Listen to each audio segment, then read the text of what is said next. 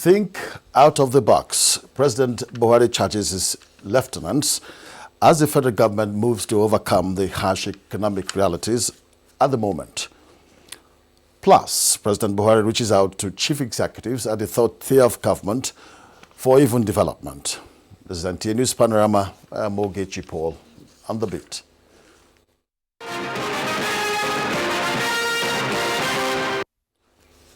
You're welcome. President Muhammadu Buhari has expressed confidence in the ability of his administration to bring Nigeria out of the current economic recession and place it on a path of sustainable growth and development.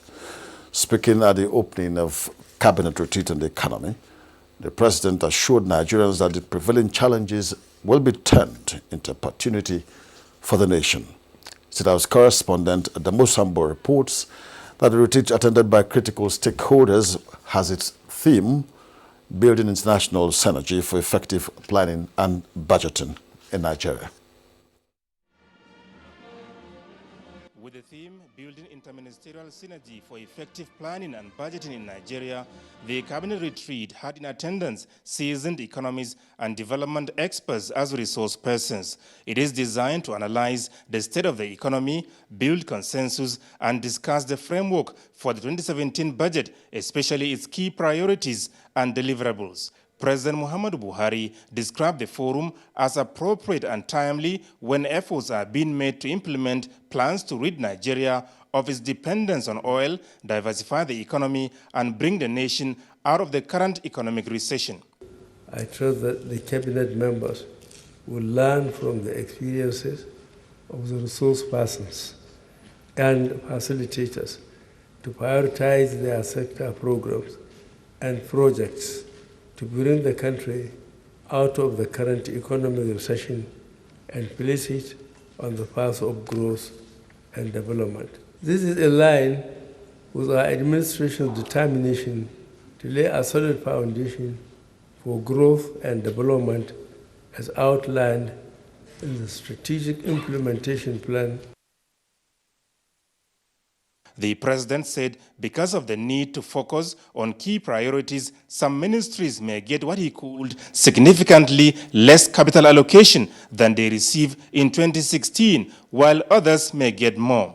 The prevailing economic challenges, he said, require out-of-the-box thinking to deploy strategies that involve meaningful engagement with the private sector to raise the level of its investment in the economy. Hence the invitation to the retreat, some key non-spending agencies like the Pension Commission, Sovereign Wealth Investment Authority, as well as the Infrastructure Concession Regulatory Commission. This deliberate inclusion underscores the commitment of this administration to leverage on private sector resources through public-private partnerships and other arrangements in order to augment the scarce budgetary resources at our disposal and to accelerate investments in building critical infrastructure. The president used the forum to reassure the nation's vibrant youth on whose shoulders lies the future of Nigeria that government will remain steadfast in its efforts at ensuring greater progress and prosperity for them. The Federal Ministry of Budget and National Planning facilitated the retreat. We want to make sure, in the light of the current economic situation, that the budget is well structured, to take us back on the path of growth. We still think that we can turn things around. We're very confident of what we're doing, but it's just to strategize so that we can do what we want to do, which is to stimulate the economy and get growth going again. I think this retreat should convince Nigerians more than ever that this government is looking at the recession more as an opportunity to ensure that we get out of the rules permanently. Some of the resource persons speak on their impression. We believe that government, under the leadership of President Buhari, have both the will and the courage to address these challenges. So this retreat has started on a very sound footing. It's heartwarming to know that even within the cabinet, there's critical awareness and then there's a sense of urgency towards really getting the Nigerian economy out of this recession.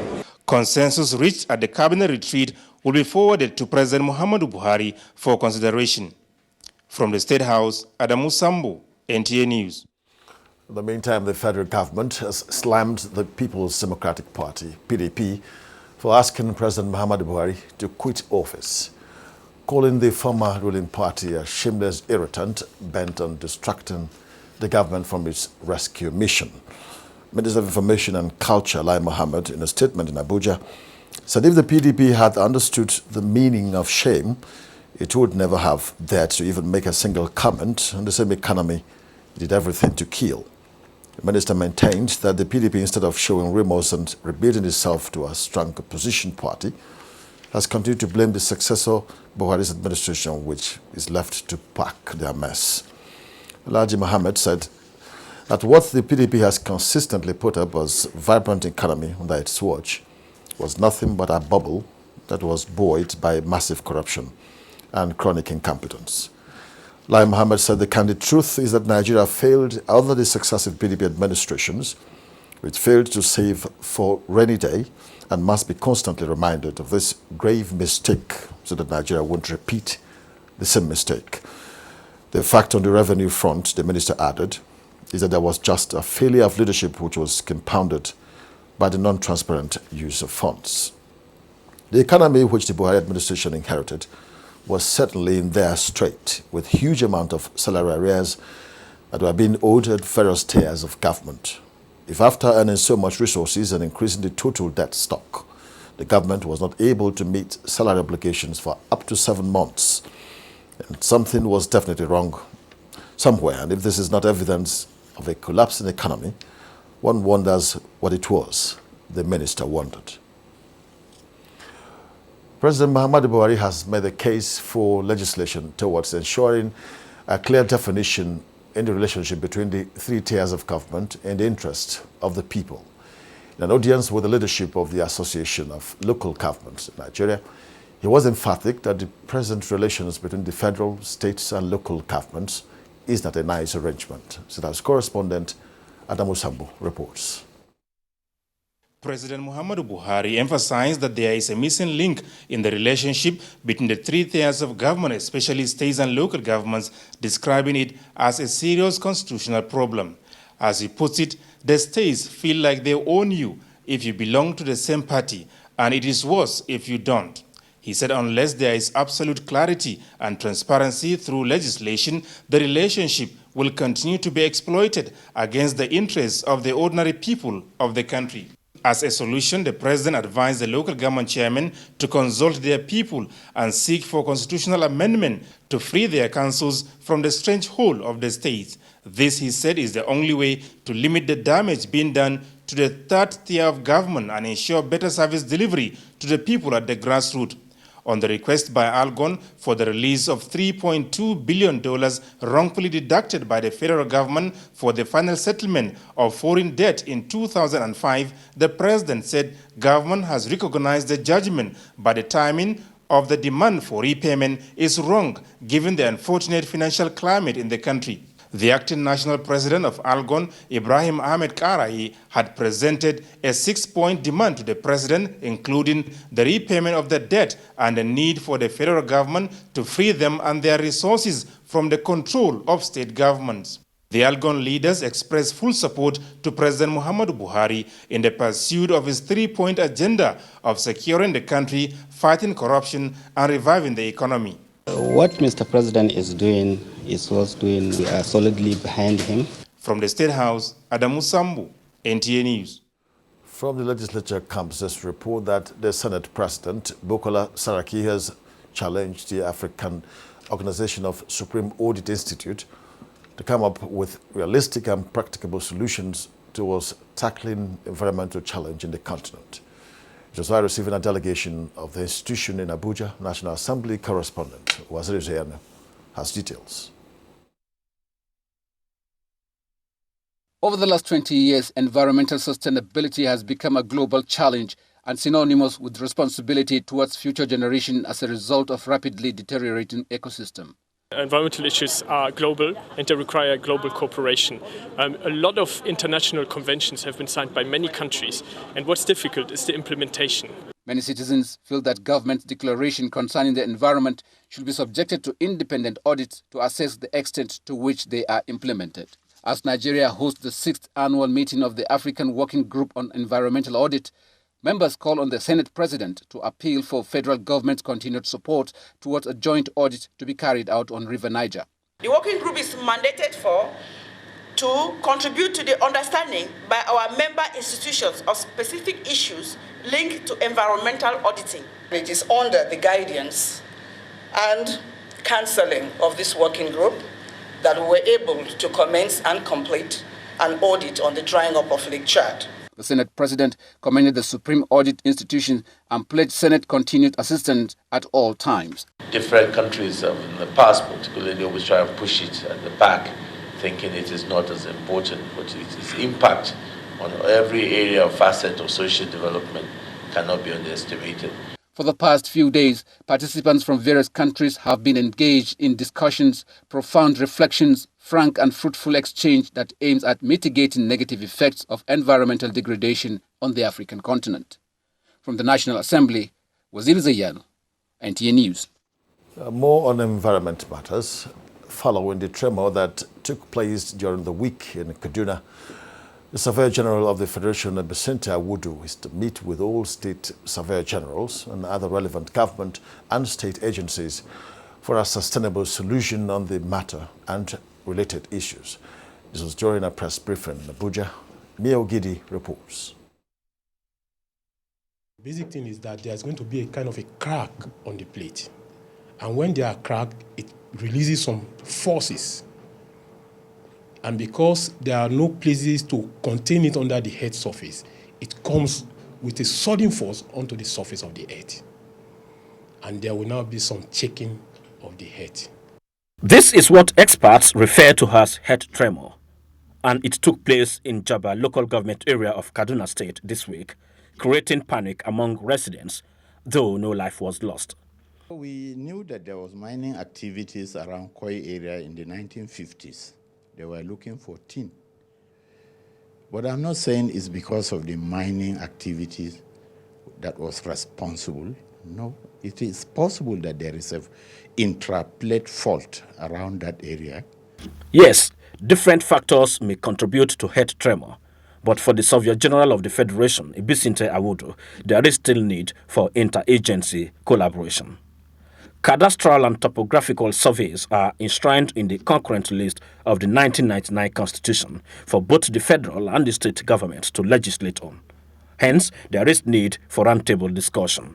The Center for Geodesy and Geodynamics, by Monday, where the three bodies will come together to have a meeting. But preliminary reports will not take a long time when we commence observations. We are going to be collaborating with the states. The Surveyor General, however, decried the lack of observation points in the country to avert such disasters. Nigeria, he said, needs at least 300 observation points as against the 15 the country currently has. Mia Ogidi, NTA News. This is NTA News Panorama in case you're just joining us. We have more reports for you after this timeout. Stay with us. The struggle for independence had been a long and tough one. Our founding fathers and compatriots sacrificed their comfort and even shed their blood. We cannot at this point in history afford to spirit away their sacrifices for immediate but temporary gains of today. Let us emphasize what unites and not what divides us. Working for the unity of purpose with a stronger vision for a better tomorrow. NTA, growing with the nation. Together, no matter where you come from, no matter your religion, we are one. Let's live together. Let's stop fighting each other. Let us live as one. It doesn't matter where you come from, your tribe or religion, man, woman or child. It doesn't matter who you are. Put Nigeria first. No matter where you come from, no matter your religion, we are one. Let's live together. How can we develop when we're always in crisis? families have become refugees in their country. No matter our differences, show some understanding. No matter where you come from, no matter your religion, we are one. Let's live together. Nigeria, the only country we can train with remarkable potentials to excel. Let us believe in ourselves and change our attitude for the sake of our country and generations unborn. Let us revive our cultural values, which are our essence as a nation. Let us renew the spirit of patriotism and hope in our dear country. Do not take or give bribe. Be punctual always. No more African time. We can't expect to be global citizens and operate on African time. Join the queue. Insist that people are attended to on a first-come basis, no matter who they are or where they come from. Nigeria, good people, great nation.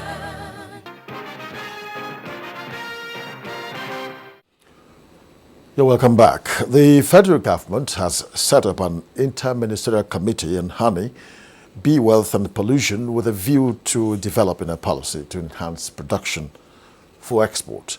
The idea is for Nigeria, with the support of the African Union, take part in the global honey market, estimated at over $200 billion. Musa Baba Aliyu reports. It is estimated that honey production industry contributes over $200 billion to the global economy through crop pollination, production of honey, beeswax and other products. Unfortunately, African countries, including Nigeria, get less than 10% in spite of the huge potential of beekeeping and honey production on the continent. It is in the light of this that the African Union launched an African apiculture platform with the objective of unlocking all the challenges associated with beekeeping and honey production.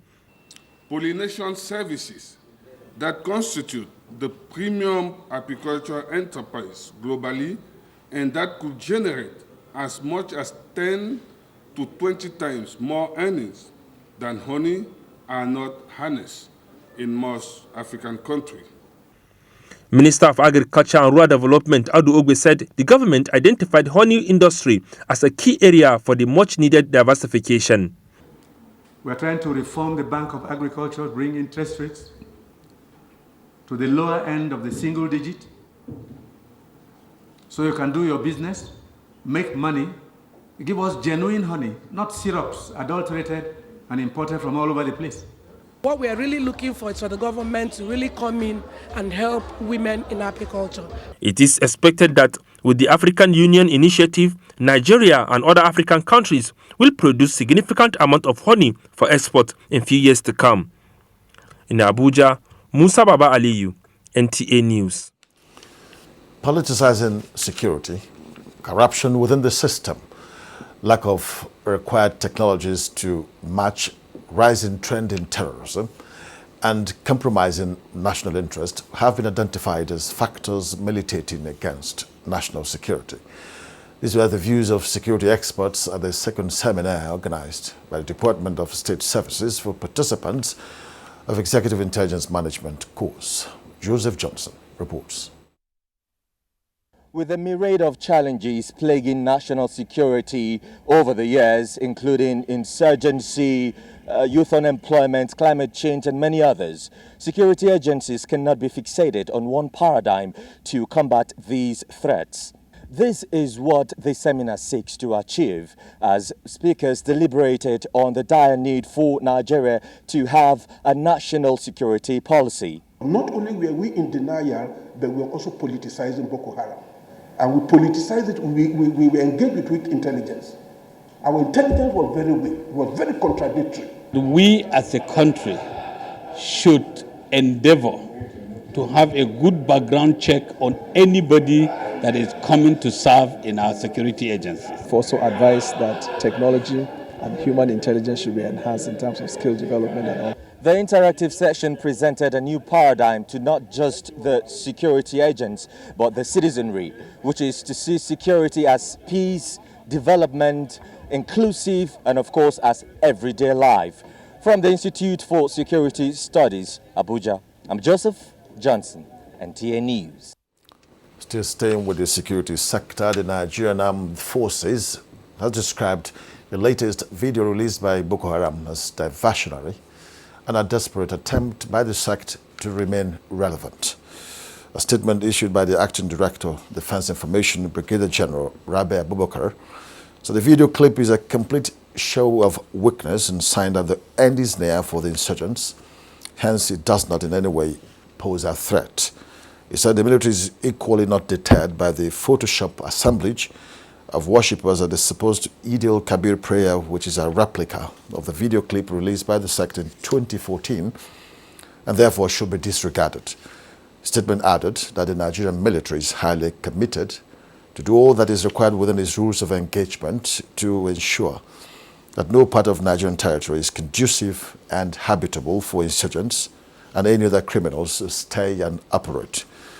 He said the military believes so much in making statement through its action as evidenced in its past achievements rather than making noise in propaganda gimmick as exhibited by the Boko Haram elements in its recent video clip.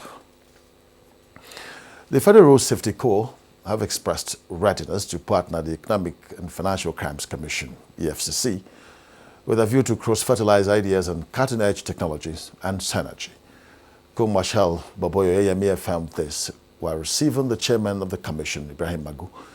Olajide Bello reports. The visit by the chairman, Economic and Financial Crimes Commission, Ibrahim Magu, to the Federal Road Safety Corps is in line with President Muhammadu Buhari's directive of interagency collaboration for enhanced performance. Taking the EFCC bus through operational modalities of the Federal Road Safety Corps in its drive to operate in compliance with international best practices, the Corps Marshal Boboye Oyeyemi displayed some of the cutting-edge technologies used by the Commission. When we use electronic tablets now, so they book offenders with this, it's coming straight to the database. That's good. In the process, unless the alter, if the vehicle is stolen in the country today, and you are trying to be registering it without tampering with the engine chassis, it will just trigger that alarm at the first level. Boboye Oyeyemi, who described training and retraining as pivotal towards achieving efficiency, says the synergy will further strengthen the EFCC's anti-corruption fight through access to the FRC's database.